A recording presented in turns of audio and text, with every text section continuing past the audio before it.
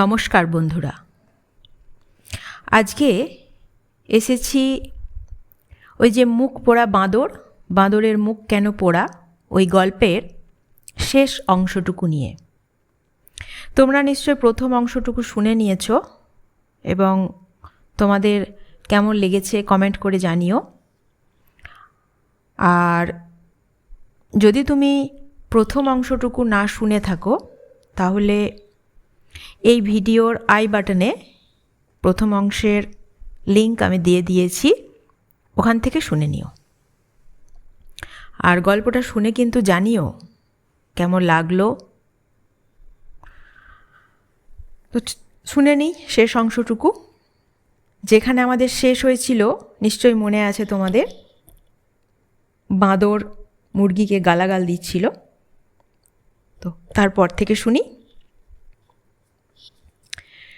রাগে গড়গড় করতে করতে বাঁদর অপেক্ষা করছিল কখন মুরগি বাড়ি ফিরে আসবে। মুরগি বাড়ি ফিরে এলেই সে মুরগিকে মারতে উদ্যত হয়। রাগে উন্মত্ত হয়ে গিয়ে সে মুরগির দিকে ছুটে যায় তাকে হত্যা করবে বলে।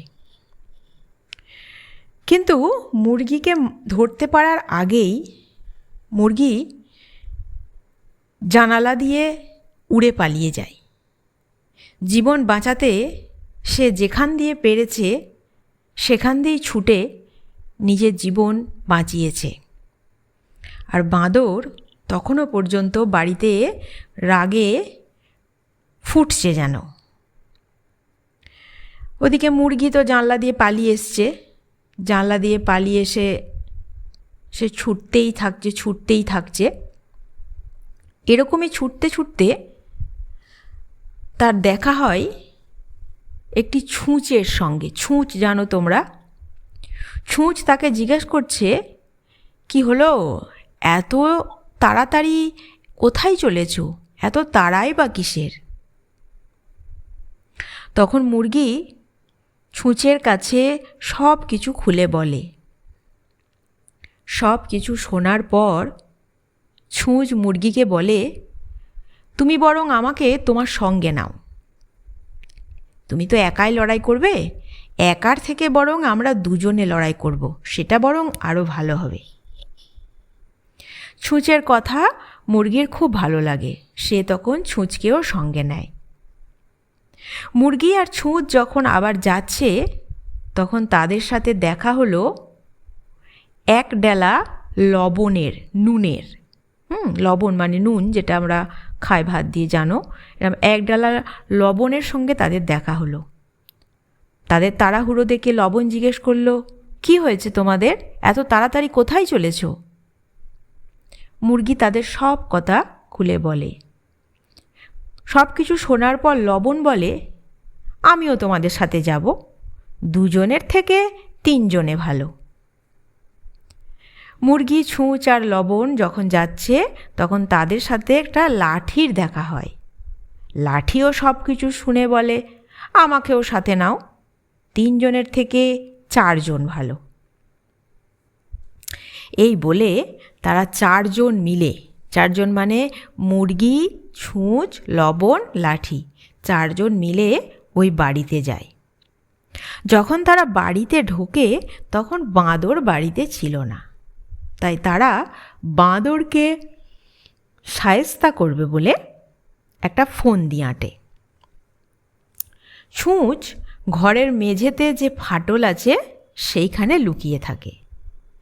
লবণের ডেলা থাকে ফায়ার প্লেসের যে ছাই আছে তার মধ্যে। লাঠি রইল দরজার পাশে। আর মুরগি সেই যে বিমের ওপর উঠেছিল সে ডিম পাড়বে বলে সেই বিমের ওপর উঠে বসল। এদিকে সন্ধ্যা হয়ে গেছে। বাঁদর মাঠের কাজ সেরে ফিরে এসছে বাড়িতে। সে সন্ধেবেলায় নিজের সাথে বকতে বকতেই ঘরে ফিরছে। সন্ধে হয়ে গেছে, অন্ধকার। তাই ফিরে সে আগুন জ্বালাবার জন্য ফায়ার প্লেসের কাছে গেছে। যেখানে আগুন রাখা থাকে সেই ফায়ার প্লেসের কাছে গেছে। ফায়ার প্লেসের কাছে গিয়ে ফুঁ দিতেই পোড়া নুন ছিটকে তার মুখে চোখে লেগে গেছে। বাঁদর তো বুঝতে পারেনি ব্যাপারটা কি হলো। যখন পোড়া নুনটা ছিটকে তার মুখে চোখে লাগলো, সে তখন হতভম্ব হয়ে ঘরের মেঝেই ধপ করে বসে পড়ল।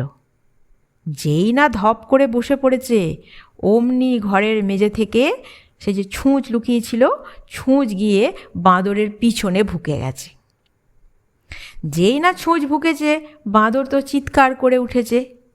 চিৎকার করে যায় উঠল, অমনি দরজার পাশ থেকে লাঠি এসে তাকে ধমাধম মারতে লাগলো। আর ঠিক তখনই বিমে বসে থাকা মুরগি ডেকে উঠল।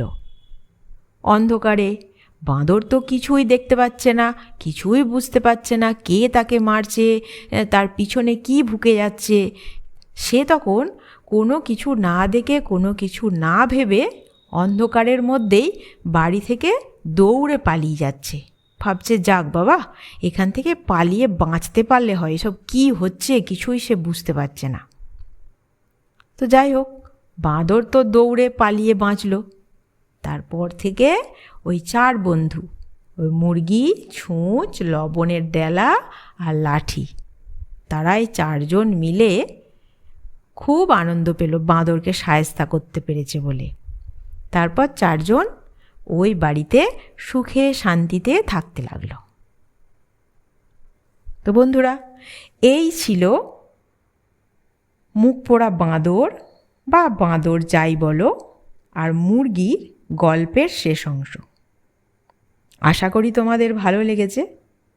গল্পটা শুনে ভালো লাগলে, চ্যানেলের গল্পগুলো শুনে ভালো লাগলে আমার চ্যানেলে সাবস্ক্রাইব করো, আর একটা লাইক, শেয়ার, কমেন্ট করে পাশে থেকো, যাতে আরও ভালো ভালো গল্প তোমাদের শোনাতে পারি। ধন্যবাদ।